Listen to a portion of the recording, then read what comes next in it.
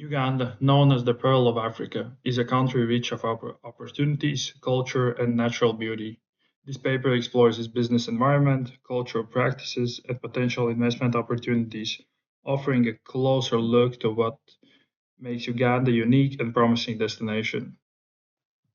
Political landscape of Uganda. The Ugandan constitution was adopted in 1995, which means that there is no official monarchy, although some districts still have local kings. The president is head of the country, military, and government. Uganda is preparing for election, and the current president, Yoweri Museveni, has been in power since 1986. This makes him one of the longest serving leaders in Africa. His party, the National Resistance Movement, holds most seats in parliament, which raises questions about the fairness of the election. Many people believe that the elections are often rigged. Opposing candidates frequently face arrests and intimidation, making it hard for citizens to express their opinion openly. Despite these challenges, there is a growing sense of hope among Ugandans as they wonder what will happen when the new leader eventually steps in. Geographical landscape of Uganda. Uganda is located in East Africa and shares borders with Kenya, South Sudan, Democratic Republic of Congo, and Tanzania. The capital city is Kampala, which is near Lake Victoria. This is a beautiful lake, provides great opportunities for tourism and agriculture. Uganda has a diverse landscape from lush forests to rolling hills. The country has a tropical climate that supports rich wildlife. However, many people live in poverty, which limits to how much they can benefit from these natural resources. The river Nile flows through Uganda, offers important transportation routes, but also poses danger to a wildlife like hippos that can be aggressive if approached. As we appreciate Uganda's stunning scenery, from its mountains to its lakes, we must also recognize the challenges it faces in development. Social religious landscape of Uganda. This country is home of many cultures and beliefs, with over 70 languages spoken across different regions. English and Swahili are the official languages. Christianity is the largest religion in Uganda, followed by growing Muslim community mainly in northern areas. There are also people who identify as having no religion, but they make up uh, as less than 1% of the Ugandan population. Understanding these diverse beliefs is important for business looking to connect with the different communities. Uganda has a young population that is expected to grow significantly in coming years. Life expectancy range from 60 to 70 years, with many younger people eager for change and opportunity. This demographic can play a vital role in shaping Uganda's future. So let's dive into Uganda's economy. Economy is a huge thing to talk about, so I'm gonna talk about a little bit about how the country is doing economically. So the country is with a predominantly rural population and a growing economy. However, despite economic growth, significant challenges persist in improving living standards and reducing poverty. Um, Uganda, I think, remains primarily a rural society with over 75% of its population living in rural areas.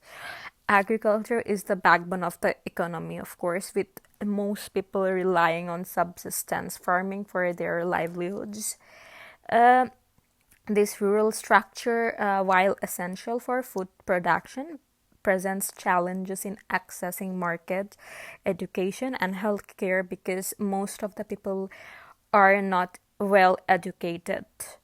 Um, Despite economic progress in recent years, poverty reduction remains a significant challenge. Many rural communities lack adequate infrastructure and basic services. The urban rural divide further complicates equitable growth, leaving a large portion of the population in poverty.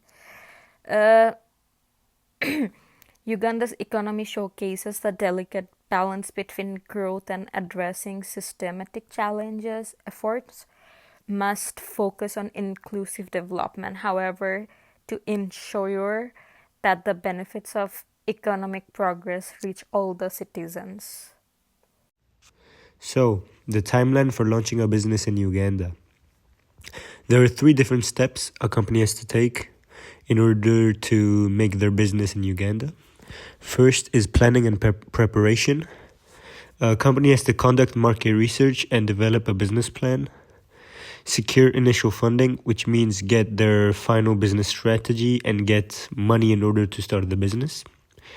Secondly, the second point, they have to register legal compliance. So you register your business with the Uganda Registration Service Bureau, also called as the URSB, and obtain a tax identification number from which the Uganda authority can tell you if you can make your business in Uganda or not. After that, you need to secure a business location where you can see if you can renovate it or have different things which you can put to in order to get the location ready. Lastly, the third step is you set up and launch your business, which takes about 1 to 3 months. And you hire and train employees, set up infrastructure, and then you officially launch your business with a soft launch and a grand opening, of course. So the total timeline to make a business in Uganda is, depending from business to business, is 3 to 6 months. So if it's a small business you want to make, it doesn't take that long. But in case if it's a big company, which can be anything, food, supply chain, and like those type of companies, that can take up to 6 months and even more depending on their cases. So there are 3 key factors to consider when selecting a business location in Uganda. The first and most important factor is the market demand and audience. So it is very important to realize the need to align the location with the target customer base and specific business requirements to maximize sales and establish a strong market presence. A well-placed business location ensures easy access to customers and meet their needs effectively.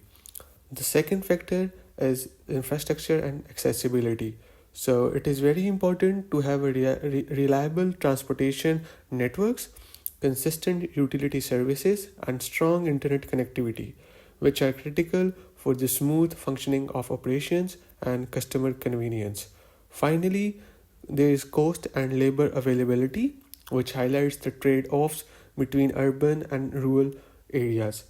So, noting that the rents in the urban areas are typically higher, they offer access to a larger pool of skilled labor, which is vital for productivity and growth.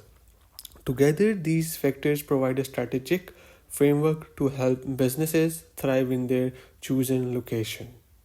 Moreover, when we talk about government tax revenue and when it comes to mainstream revenue sources, taxes on goods, sales, and wages constitute the primary streams of revenue for the government.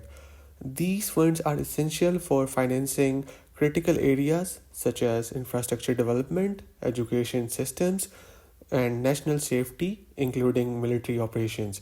However, when it comes to health spending, surprisingly, only 4 to 5% of budget is allocated to healthcare. This limited allocation indicates that other sectors are given higher priority over healthcare, potentially raising concerns about the adequacy of resources devoted to public health and medical infrastructure. These insights highlights a potential imbalance in budget distribution and underscores the need for a deeper evaluation of spending priorities to address public health needs effectively. List of tribes in Uganda. Uganda is an African country that lies within the heart of East Africa, commonly known as or referred to as the Pearl of Africa. The country boasts a rich cultural heritage from the diverse traditions of numerous tribes. Uganda has over 56 different tribes, and each has their own unique language, culture, customs, and heritage. All these 56 tribes within this country play a significant role in shaping and developing the social fabric and identity of the nation. Baganda is the largest tribe among others in Uganda, where they make up over 60% of Uganda's population. Baganda speaks the common language among all languages in Uganda, which is Luganda. The tribe has its own traditions, beliefs, and customs with a very common and beautiful dance moves. Bani Ankole inhabit in southwestern region of Uganda. It has a population of 9.4% and is identified as the second largest tribe in Uganda. Known for cattle herders, they hold a culturally significant role in building and forming Uganda as a country. As like other tribes, they also have their beliefs, attire, traditions, and customs. They speak a Bantu language called Runyankol and wear mishhana as their traditional attire. Basoga's tribe population is 8.4% in Uganda. This is the third largest tribe in Uganda. They inhabit in the eastern region of Uganda along the course of River Nile. They speak Soga. The Basoga are well known for making the most delicious chapatis in the country. Bakiga. These are very strict and straightforward tribes in Uganda that reside in the southwestern region of Uganda. They mainly inhabit districts like Kabale, Kisoro, and more. Their population in Uganda is 6.9%. Moving on to business etiquette, understanding Ugandan titles and greetings is important. When unsure, addressing someone as Mrs. or Mr. Followed by their last name is a safe option until more information greetings is offered. Handshake is the customary greeting in business settings or bowing. Use clear and respectful language to convey your message effectively. Wear suits, dresses, or bright casual outfits, but the level of formality can vary. Avoid flashy or overly casual clothing. It may be perceived as a disrespectful or unprofessional in many business settings. When negotiating a business deal in Uganda, it requires an understanding of the country's unique negotiating practices. Ugandan business culture prioritizes relationship building before diving into specifics. Negotiators take time to establish rapport and trust, fostering a sense of mutual respect. Also, Ugandan negotiators often prefer a patient and indirect bargaining style. They may initially present extreme positions to gauge your response, gradually working towards a mutually agreeable solution.